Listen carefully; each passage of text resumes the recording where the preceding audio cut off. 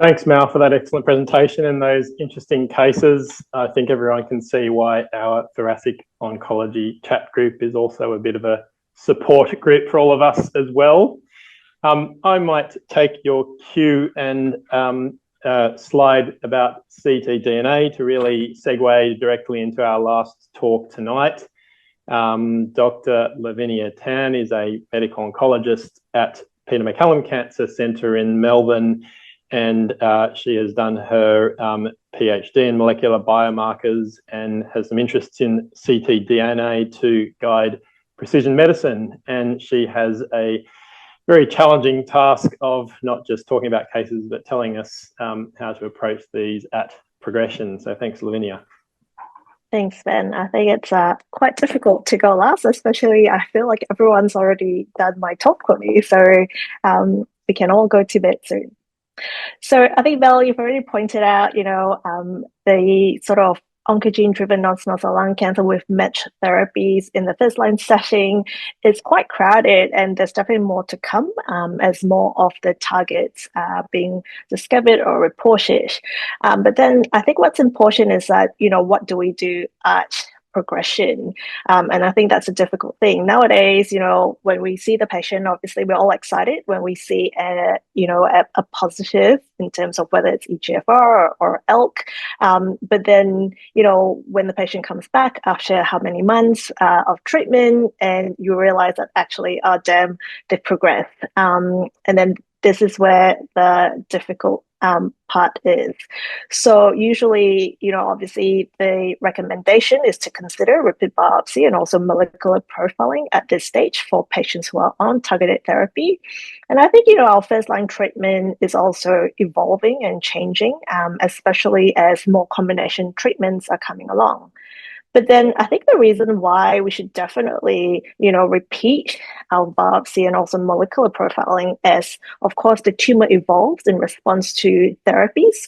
And so, we also need to know that there are subsequent lines of therapies available for our patients now, and especially, considering patients for clinical trials as more new novel therapies are coming up.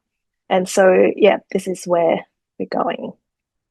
So this was recently published by our lung cancer fellow, Catherine Williams, looking at real-world rebiopsy using our Aurora cohort.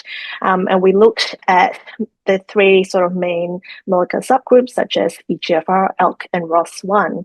And what we can see is that at progression, basically, that if you see before 2018, before 2018, the rates of rebiopsy was about 51% at progression. And then looking at the 2022 to 2025, this has increased to 70%. So that, I think that's a good thing. It's showing that we are all thinking about rebiopsy at progression, and we are all doing it. So just to kick off with another case study, I think we've had lots of case studies on Mel, so hopefully everyone's ready for one last case study. So we've got a 63-year-old female who was a never smoker. She did have a previous history of left breast cancer, which was hormone receptor positive, and she underwent surgery and adjuvant chemotherapy for her breast cancer. Unfortunately, later on, she had an incidental right upper lobe nodule during her breast cancer follow-up, which we do see quite commonly, and it was found to be a primary lung adenocarcinoma. Fortunately, she's got an EGFR exon 19 deletion, but because it was all just early stage, so she proceeded to a right upper lobectomy. However, several years later, her surveillance CT scan, this then revealed multiple lung lesions as well as a left kidney lesion. And so she went on to have a biopsy of her renal mass, I think because that was probably the best site for biopsy. And this was consistent with her lung cancer, so TTF1 positive adenocarcinoma. And once again, we detected the EGFR exon 19 deletion, which is great. So this was in May 2016. So she started on first-line erlotinib, which was a first-generation tyrosine kinase inhibitor at that time. So 1 year on erlotinib, her CT scan once again showed progressive disease with increasing pulmonary, left renal, and left femoral metastases. We know that obviously we do not like to biopsy bone. Not sure about the Lavinia one again, but at the time, 2017, we did have, I think for a very short window of period, access to liquid biopsy, looking specifically for the EGFR T790M resistance mutation. And so we decided to go with a liquid biopsy. But however, I think just to stop before then, when do we rebiopsy? I guess it's quite obvious, in patients who have non-squamous non-small cell lung cancer with an external mutation and currently on target therapy, we should definitely biopsy at radiological progression.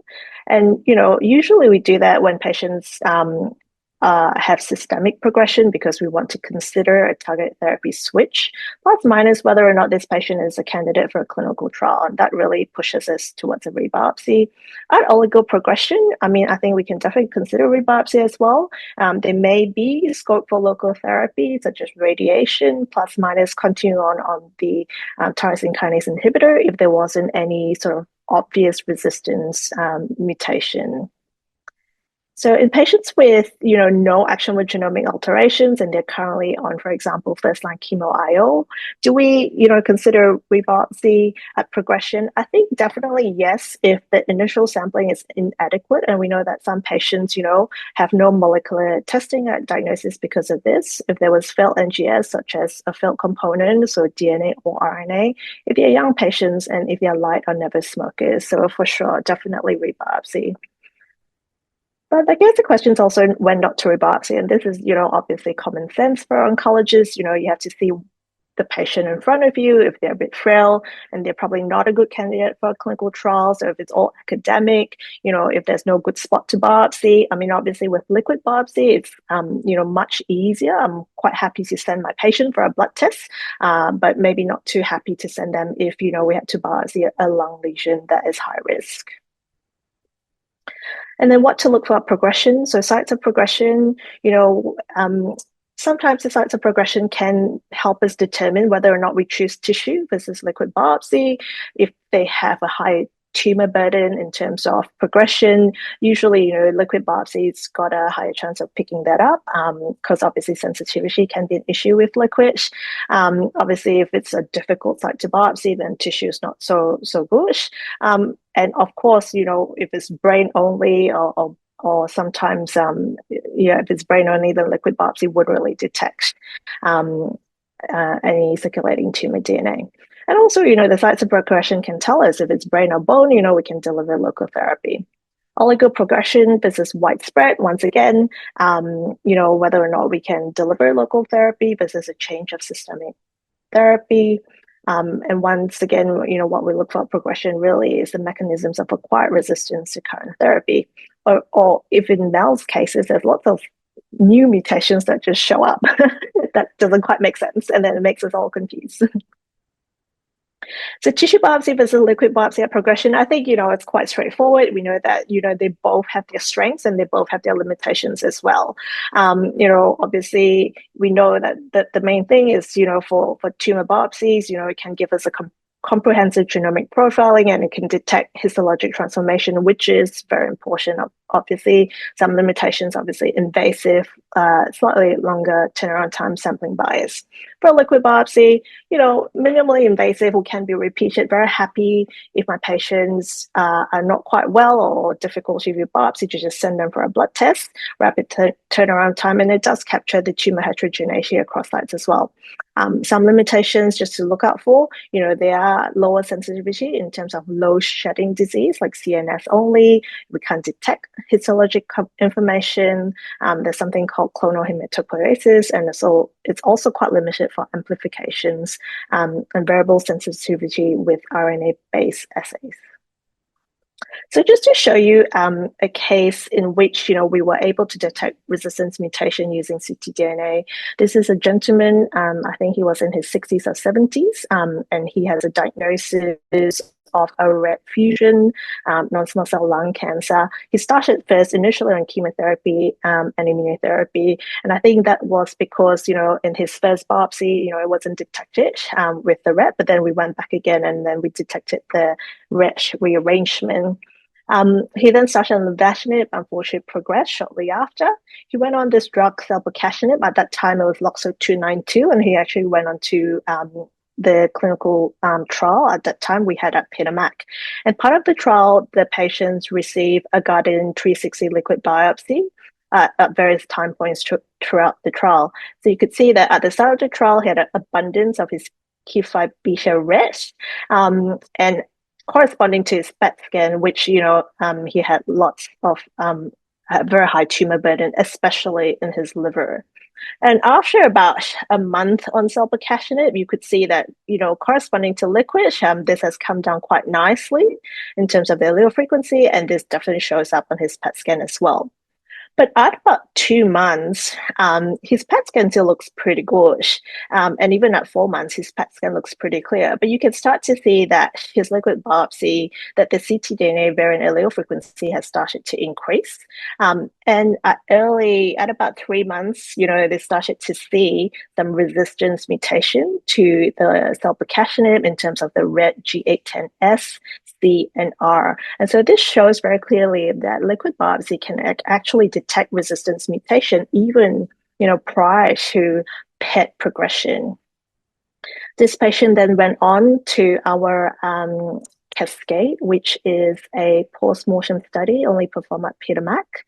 And we were able to then collect multiple sites of his tumor at post-mortem, and we were then able to do some deep sequencing. So we did whole genome sequencing on multiple sites of metastatic disease. And here you can see that there's quite clear intra-tumor heterogeneity and also inter-tumor heterogeneity. And at the time of death, we also collected a blood sample. So post-mortem plasma was able to then, show all the red, acquired red mutations that this gentleman had at the time of death. So just a plug on Aspiration 2L. So this should hopefully be open soon in some of the hospitals. Definitely, I think New South Wales does. Peter Mac, I think not too long to follow. But this is an observational cohort, and this study is run through TOGA. So looking at about 500 adults with metastatic non-small cell lung cancer with disease progression on a targeted therapy.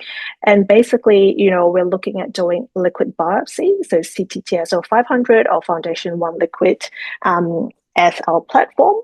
And this, cases will also be run through a molecular tumor board, and this will then, point us towards whether or not if the patient has, a new actionable alteration identified, or whether or not it was uninformative. But basically, will point us towards whether this patient will go towards standard of care, PBS, access program, trial, etc. And this can be repeated, at multiple times of progression as well. So back to our case study, I think I kind of let it out a bit early, but the liquid biopsy was positive for EGFR T790M mutation. And hence we then switched therapy for this patient to osimertinib 80 milligrams daily. Mechanisms of acquired resistance to tyrosine kinase inhibitors, I think we look for on-target resistance, and then we also look for off-target resistance, and including alternative pathway activation. And so MET, for example, is very common with EGFR, but also just important to note that, we're looking for histologic transformation in these cases. So this is just a heat map looking at mechanisms of resistance to alternating EGFR TKIs. This is not standard of care. This was done in a trial called the Affiliate trial. So we alternated a third generation tyrosine kinase inhibitor, so osimertinib with gefitinib, looking at delaying or preventing resistance. But just to show that at progression, we were able to then collect liquid biopsies on patients who progress on this alternating treatment, just to show you that it is heterogeneous, so not every patient is the same. About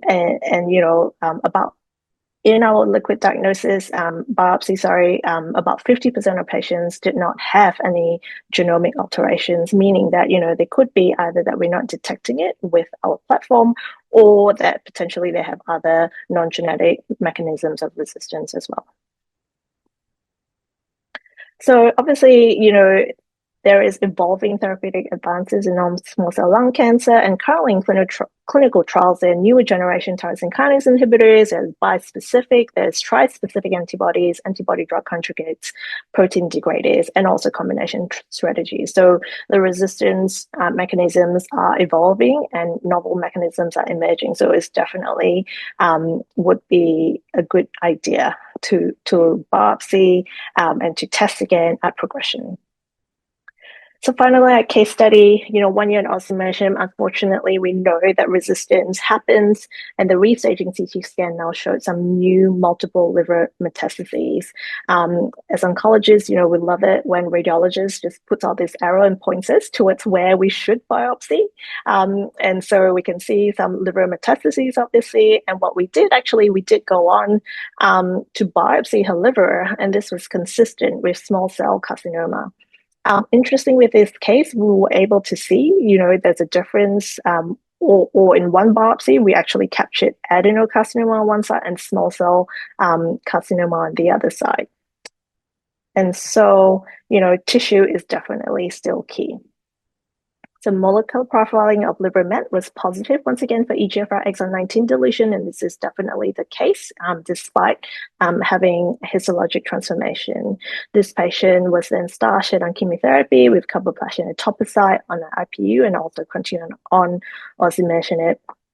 I think, definitely at the time of, I think for oncologists, what we should definitely do when you write on a, molecular test request to our pathologist, we should definitely say, what the patient has, obviously, what was the original mutation and what therapy the patient has been on. And, our pathologists can definitely look for the so-called resistance mutations. So I hope I have showed you today the importance of repeat tumor or liquid biopsies in patients who are progressing on targeted therapies. This can definitely inform or guide subsequent therapy and to really match resistance mechanisms to drug if available. I think very important for clinical trial eligibility. We have mutation-specific trials, but we also have all comers. And I think more and more trials are now accepting of liquid biopsies as well. So definitely check. We need to look at treatment sequencing decisions as well, such as continuing TKI and local therapy. Should we switch? Is there a clinical trial or standard of care chemotherapy plus minus IO? And that was it. Thank you.